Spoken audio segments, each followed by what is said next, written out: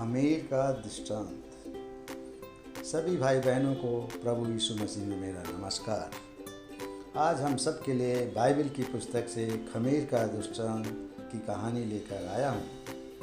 इस दृष्टांत के अनुसार बाइबल दर्शाता है कि स्वर्ग का राज उसी खमीर के समान है जिसको किसी स्त्री ने लेकर 3 पसेरी आटे में मिला दिया और फिर होते होते वह सब खमीर हो गया।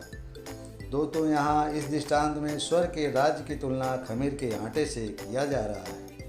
जैसे एक खमीरा आटा किसी दूसरे आटे में मिला दिया जाए तो पूरा आटा खमीरा हो जाता है।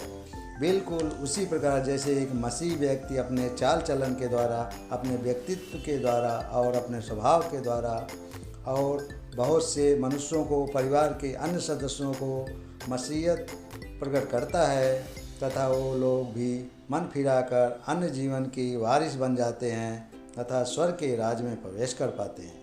बिल्कुल वैसे ही जैसे खमीरा आटा दूसरे आटे में मिलाने से पूरे आटे को खमीरा कर देता है।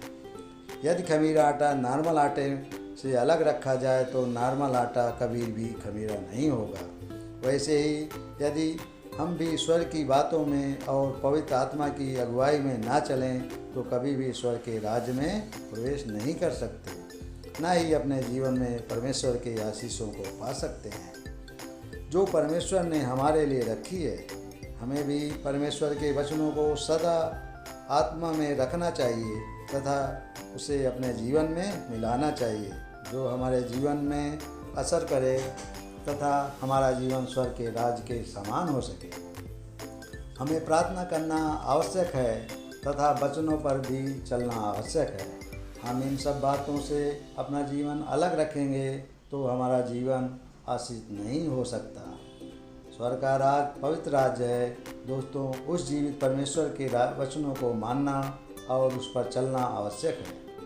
जब हम परमेश्वर के वचनों को अपने जीवन में लागू करते हैं तो हमारा जीवन आशीषित होता है। दोस्तों, यदि हमारे जीवन कोई निराशा है या अन्य अपने जीवन में हमें हारा हुआ महसूस करते हैं तो हमें चाहिए कि हम परमेश्वर के जीवित वचनों से जुड़ें।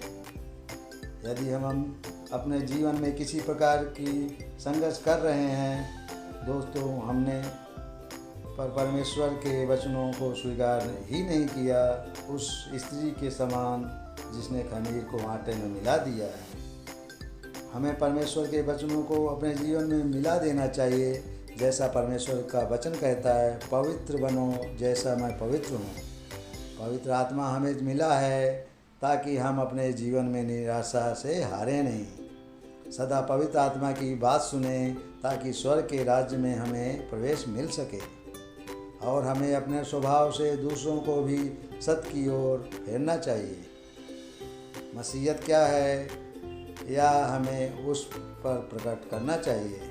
परमेश्वर ने अपने लिए अपना बलिदान दे दिया है, हमें उसको स्वीकार करना चाहिए कि अपने परमेश्वर के बलिदान को स्वीकार कर स्वर्ग के राज्य में प्रवेश करना चाहिए।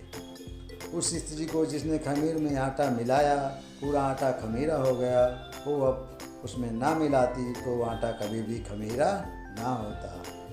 हमें भी परमेश्वर के वचनों को, उसके चाल चलन को अपने जीवन में मिलाकर चलना चाहिए, तभी हम स्वर्ग के राज्य में उसकी प्रजा में मिल जाएंगे। परमेश्वर के वचन को अपने हृदय में स्थिर रखना चाहिए जिससे हम अनंत जीवन के वारिस हो सके, जिसके लिए परमेश्वर ने पृथ्वी पर आकर बलिदान दिया है। दोस्तों, स्वर्ग के राज्य में प्रवेश करना बिल्कुल उसी के समान है।